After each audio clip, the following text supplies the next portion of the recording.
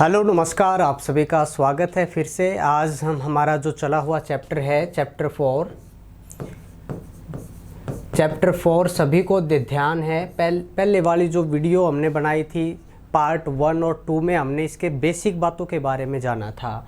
आज हम इस चैप्टर के 3rd पार्ट को करने वाले हैं, जिसमें बहुत ही कुछ अच्छी चीज़ें जो इसके लिए बहुत ही महत्वपूर्ण हो जाती हैं हड़प्पन सिविलाइजेशन के लिए, सिंधु सभ्यता के लिए।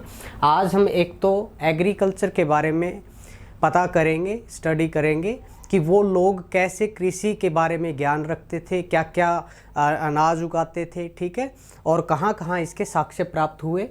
दूसरा, हम एनिमल हस्बेंड्री के बारे में हम पढ़ेंगे, पशुपालन के बारे में हम पढ़ने वाले हैं। तो फर्स्ट हो गया कृषि, जो मुख्य आधार था उनका, और उसके साथ साथ वो क्या पालते थे, पशुपालन भी करते थे, ठीक है। तो ये जो चीज़ें हैं कृषि, पशुपालन, फिर आ जाता है जैसे क्राफ्ट, शिल्प, ठीक है ना, शिल्प, और जो वो तकनीकी ज्ञान रखते थे ना, तकनीकी ज्ञान, उसके बारे में हम स्टडी करने वाले हैं। और चौथा जो लास्ट इस वीडियो में पढ़ेंगे वो पढ़ेंगे ट्रेड, जो हम व्यापार बोलते हैं।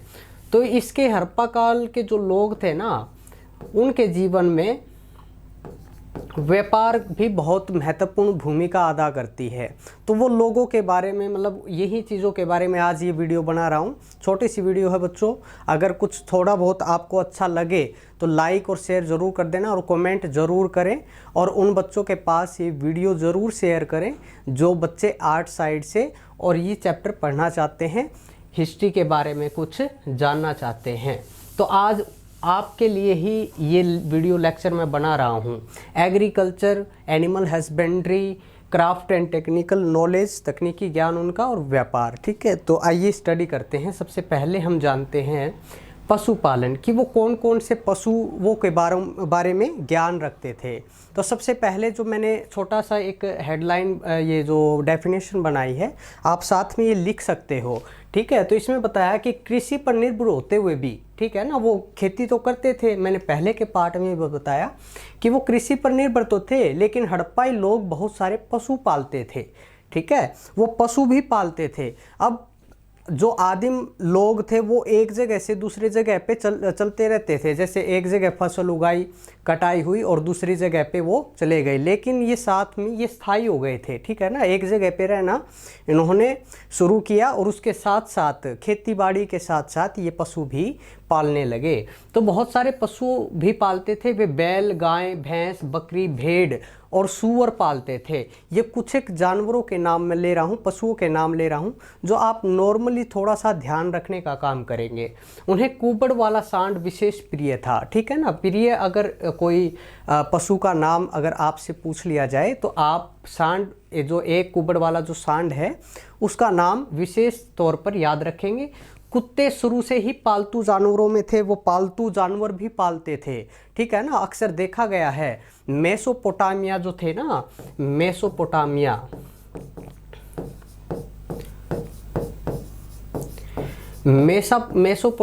भी एक ऐसी ही सभ्यता, एक सांस्कृतिक स्थल है, ठीक है, जहाँ पर लोग, इसके जो सुमेर के वो थे ना, सुमेर नगर थे, वहाँ पे भी अक्सर यही चीज़ें हमें दिखाई पड़ती है, हमें अवशेष प्राप्त होते हैं कि जो लोग, ये हड़प्पाई लोग जो काम करते थे ना, जैसे जो अनाज उगाते थे वो ये लोग भी उगाते थे, मेसोपोटामिया वाले, ठीक है।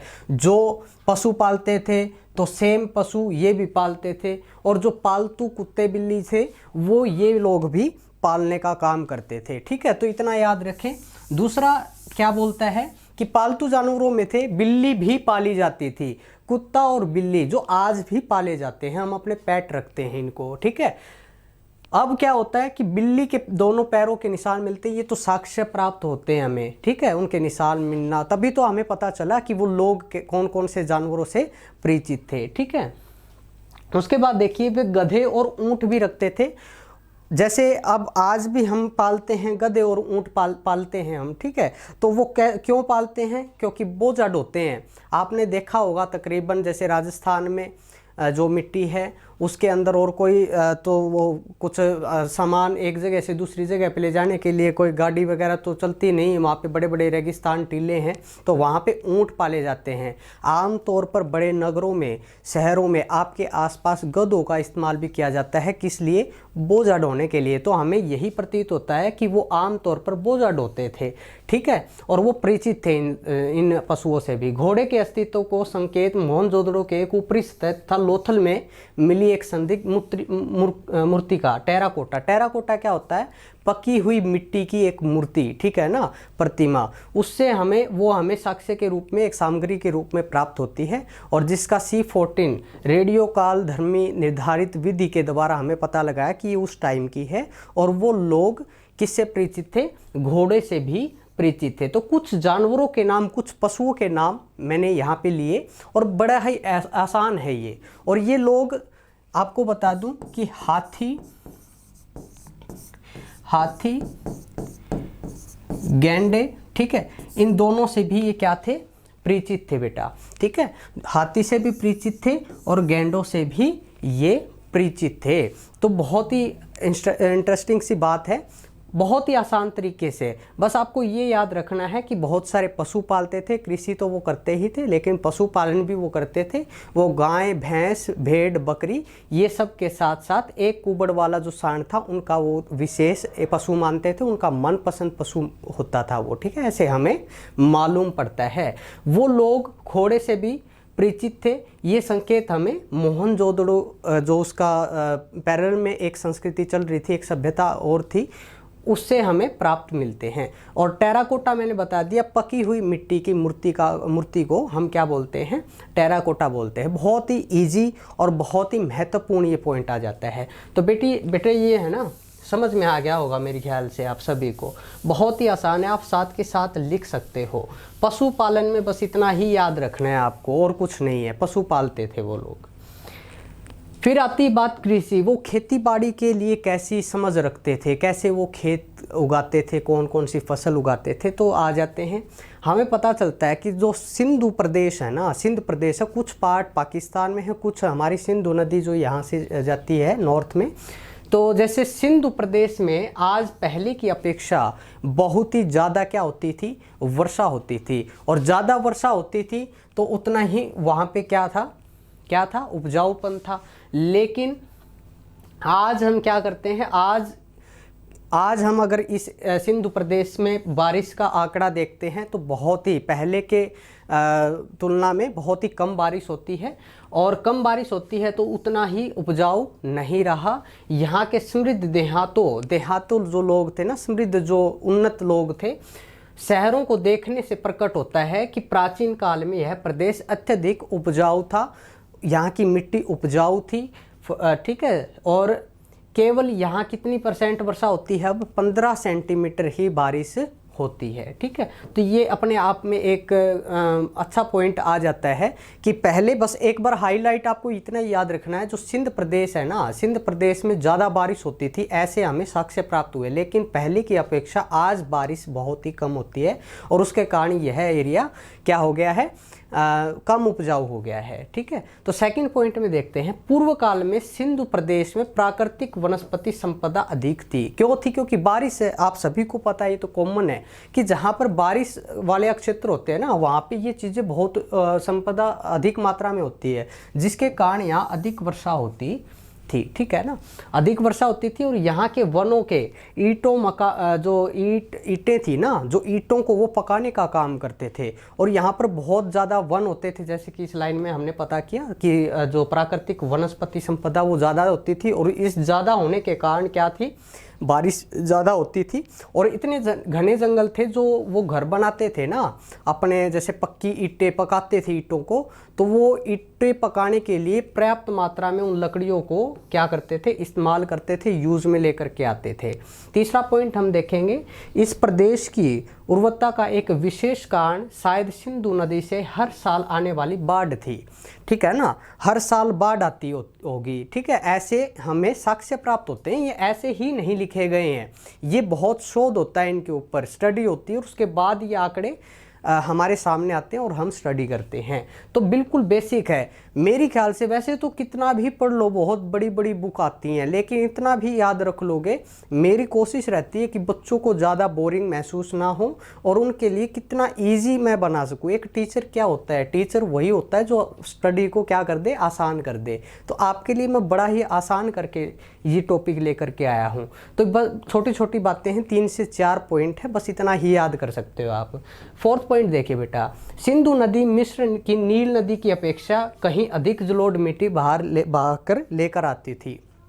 ऐसा माना जाता है जो नील नदी है ना हमारी, नील नदी से भी ज़्यादा जलोढ़ मिट्टी जो बहाकर लेके आने का काम करती थी, वो कौन सी नदी थी बेटा, सिंधु नदी थी। ठीक है, और जलोढ़ मिट्टी तो होती ही उपजाऊ है, आप 7th 8th 9th क्लास में भी पढ़ करके आए हैं। जैसे नील नदी ने मिस्र का निर्माण किया, ठीक है ना, मिस्र जो ऐसी ही एक नगर था, ठीक है, मिस्र है, मेसोपोटामिया है, हड़प्पा है, मोहनजोदड़ो है, ऐसे। तो जैसे नील नदी ने मिस्र का निर्माण किया और वहाँ के लोगों का भ्रमण पोषण किया। भ्रमण पोषण करने का मतलब वो लोग वहाँ की उपजाऊ मिट्टी के अंदर फसल उगाते थे और अपना भरण पोषण करते थे, जैसे कि हड़प्पा के लोग, ठीक है ना। वैसे ही सिंधु नदी ने सिंध क्षेत्र का निर्माण कहा और किया और वहाँ के लोगों का क्या किया, भ्रमण पोषण किया। आई होप आप सभी को समझ में आ रहा होगा और बिल्कुल ही ईजी मेथड से, बिल्कुल ईजी पॉइंट टू पॉइंट मैं आपको समझाने का काम कर रहा हूँ। आप स्किप ना करें, वीडियो को पूरा देखें, बहुत ही आसान है और पढ़ने में भी ऐसा लगता है कि जैसे हम पढ़ते ही याद हो जाएगा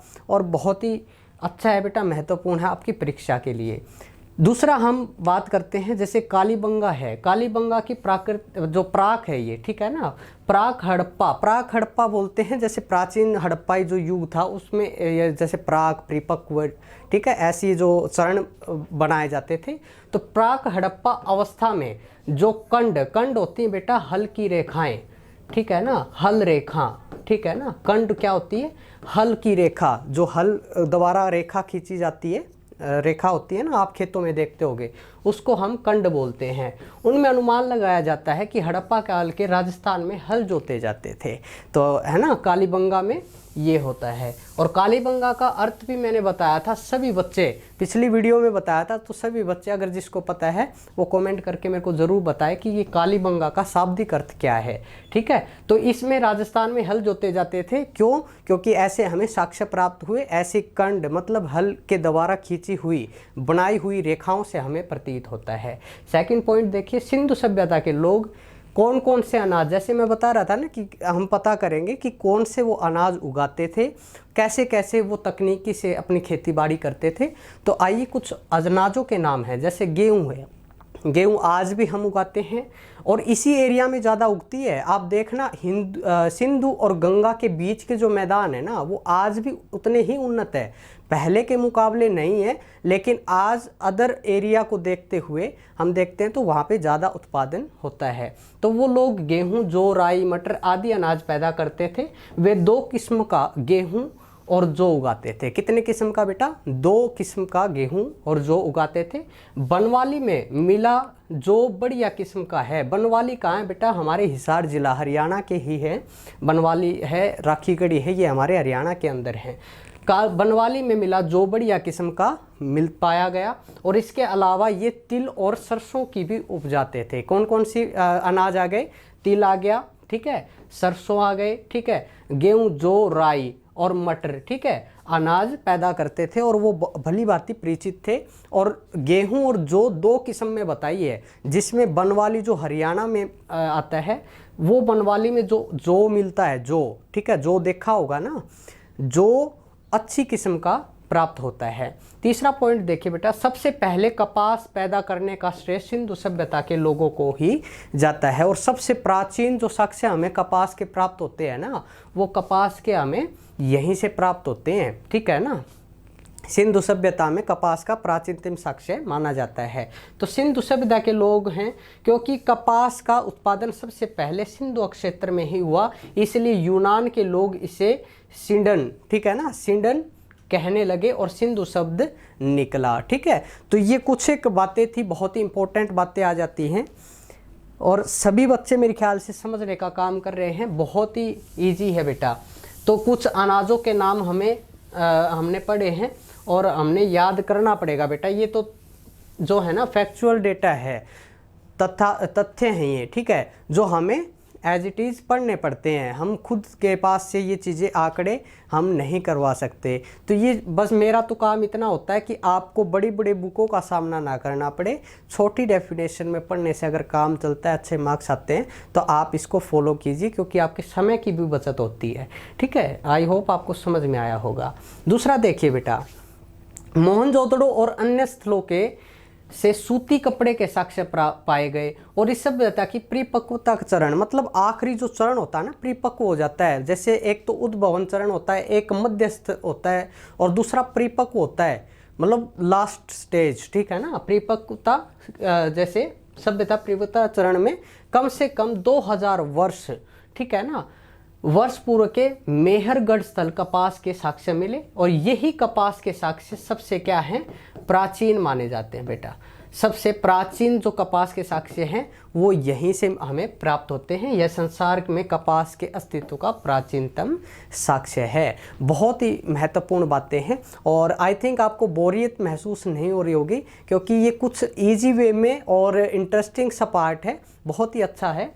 आप देखिए बेटा आगे, अब बात करते हैं शिल्प और तकनीकी तो वो थे, हम शुरुआत में हमने पढ़ा था कि वो लोग है ना तांबे के अंदर टीन मिला करके कांसा बनाते थे, इसलिए इस सभ्यता को, हड़प्पा सभ्यता को क्या बोला गया, कांस्य युगीन सभ्यता भी इसको बोला गया। तो ये कितने माहिर थे इस चीज़ में। आज से इतने साल, हजारों साल पहले, ईसा मसीह से पहले की बातें हैं बेटा। और उस टाइम पे ये लोग इतने मतलब कारीगरी और इतना दिमाग रखते थे, इतना अच्छे तरीके से नगर योजना प्रणाली थी इनकी, तकनीकी अच्छी थी, कृषि के प्रति इनका ज्ञान अच्छा था, पशु भी पालते थे। बहुत सारी चीज़ें ऐसी हैं जो आज से भी सिमिलर हैं, और मतलब आश्चर्य होता है कि उस टाइम पे भी लोग ऐसे हमसे अच्छी समझ रखते थे।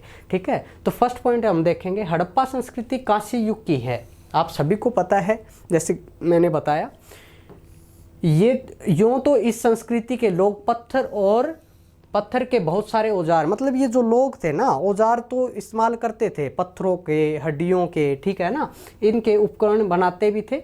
लेकिन औजार भी थे और उपकरण भी। उपकरण मतलब जो खेती बाड़ी में यूज हो सके उनके, ठीक है ना, मतलब पूरे मापने के लिए डंडे भी पाए गए।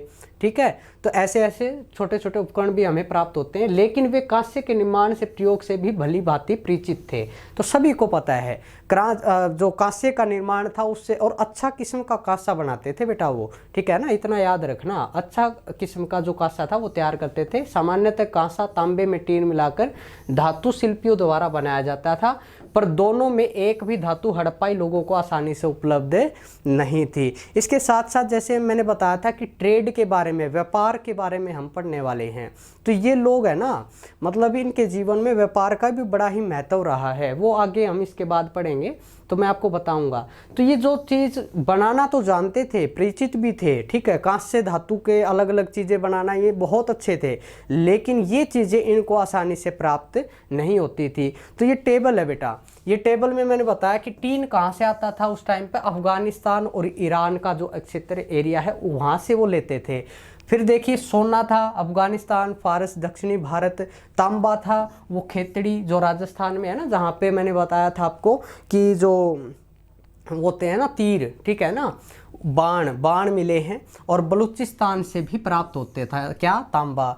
चांदी है वो ईरान, अफगानिस्तान। सेल खड़ी है बलूचिस्तान, राजस्थान और गुजरात। नील रत्न है बंधक अफगानिस्तान में, और लाजवर्द है मेसोपोटामिया और अफगानिस्तान। ये कुछ एक है, नीलमणि, सीसा, हरितमणि, शंख, कोड़ियाँ, ठीक है ना, शंख कोड़ी होती है ना, वे देखी होंगी छोटी छोटी, जिनसे हम डेकोरेशन का कुछ चीज़ें बनाते हैं, घरों में भी आप देखते हो, शंख देखते हो बजाने वाला जो होता है। शिलाजीत है हिमालय क्षेत्र से, सौराष्ट्र, दक्षिण एशिया, ठीक है। ये एक टेबल है जो मैंने इसमें मेंशन की है, ताकि आप मोटे तौर पर या इम्पोर्टेंट जो वो उनसे परिचित थे ना, जैसे सबसे पहले तो टीन और तांबा और कांसा तो इनके मिलने पर ही कांसा तैयार करते थे वो, मतलब उनके बहुत ही अच्छी नॉलेज थी इसकी। तो यही याद रखनी है, जैसे खेतड़ी राजस्थान और अफगानिस्तान ईरान, ये आप ज़रूर याद रखें बेटा। ये टेबल आपके लिए ही इसलिए मेंशन की है ताकि आप याद कर सको और अपनी नोटबुक में लिख सको, ठीक है ना। जैसे नीचे बताया कि मनके जो बनाते थे ना, मनके, ठीक है ना, मन के बनाने के लिए गोमद, गोमद एक स्थान है जो कहाँ है, गुजरात में है, ठीक है ना, गुजरात राज्य में आता है। और राजस्थान के खेतड़ी क्षेत्र में स्थित गणेश्वर में उत्खनन से हड़प्पन प्रकार के बाणों की खोज महत्वपूर्ण है। तो ये पॉइंट आप याद रखें। एक तो खेतड़ी, खेतड़ी कहाँ है बेटा, राजस्थान में ही है, ठीक है ना। राजस्थान में जो स्थल है वहाँ पे हड़प्पा कालीन बाण जो होते हैं ना, बाणों का हमें मतलब साक्ष्य प्राप्त होते हैं और खोज हुई है वहाँ पे। तो ये अपने आप में महत्वपूर्ण चीज़ आ जाती है हमारे, ठीक है। तो व्यापार है। अब ट्रेड के बारे में क्या बताऊँ, ट्रेड तो इनके जीवन में व्यापार बड़ा महत्व था, ठीक है ना। ये आपस में चीज़ों को लेन देन करते थे, ठीक है ना। मतलब उस टाइम पर मुद्राएं क्या थी, मोहरें थी, सीलें, ठीक है। तो सबसे ज़्यादा उनका इस्तेमाल करते थे। व्यापार में इनका क्या था, सिंधु सभ्यता के लोगों के जीवन में व्यापार का बड़ा महत्व था, ठीक है, बहुत ही महत्व था। इसकी पुष्टि हड़प्पाई, मोहनजोदड़ो और लोथल के अनाज बड़े बड़े कोठारों के पाए जाने की नहीं होती, बल्कि बड़े भूभाग में ढेर सारी मिट्टी की मुहरें, एक रूप लिपि, ठीक है ना। मतलब ये लोग लिपि और उसका तो ज्ञान रखते ही थे, ठीक है ना। तो एक रूप लिपि और मानकीकृत माप तोल के अस्तित्व में भी होती है। मतलब ये जो है ना, मापना तोलना अच्छी तरीके से जानते थे। जो चीज़ें आज हम मापने के लिए यूज करते हैं ना, वही सेम चीज़ इसमें वो यूज करते थे, ठीक है ना। जैसे कि सिंधु सभ्यता क्षेत्र के भीतर पत्थर, धातु, हड्डी आदि का व्यापार करते थे। किस किस का बेटा, पत्थर और धातुओं का और हड्डियों का व्यापार करते थे। लेकिन वे जो वस्तुएं बनाते थे उनके लिए अपेक्षित कच्चा माल उनके नगरों में उपलब्ध नहीं था। जैसे कच्चे माल के लिए मैंने बताया था ना कि ये कच्चा माल है, और ये कच्चा माल इन क्षेत्र से वो प्राप्त करते थे। मतलब उनके आसपास ये चीज़ें उपलब्ध नहीं थी आसानी से, तो इसलिए ये बात हुई।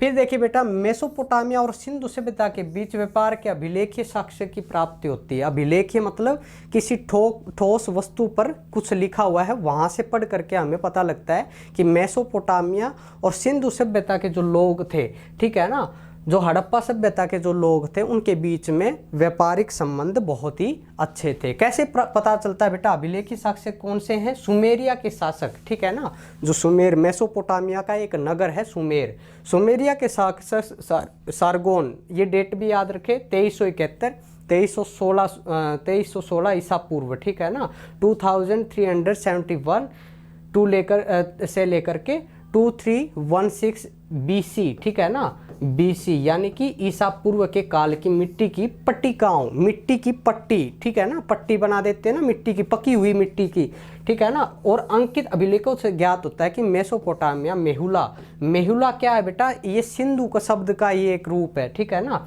पहले का जो शब्द का है मेहुला वही है, सिंधु को ही बोलते हैं। डीलमूल और मगन के साथ व्यापारिक संबंध थे। तो मेरे ख्याल से आप सभी को ये चीज़ समझ में आ गई होगी।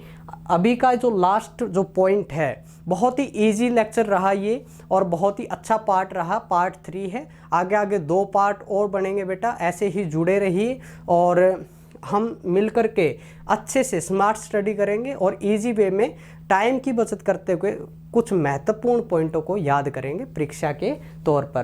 तो मेहुला सिंधु क्षेत्र का प्राचीन नाम है, तो ये मेरे ख्याल में कहीं नहीं पता किया होगा आपने पता किया सिंधु सभ्यता को हड़प्पा उपयुक्त नाम हम यूज करते हैं क्योंकि हड़प्पा का सबसे पहले खोज हुई थी, ठीक है।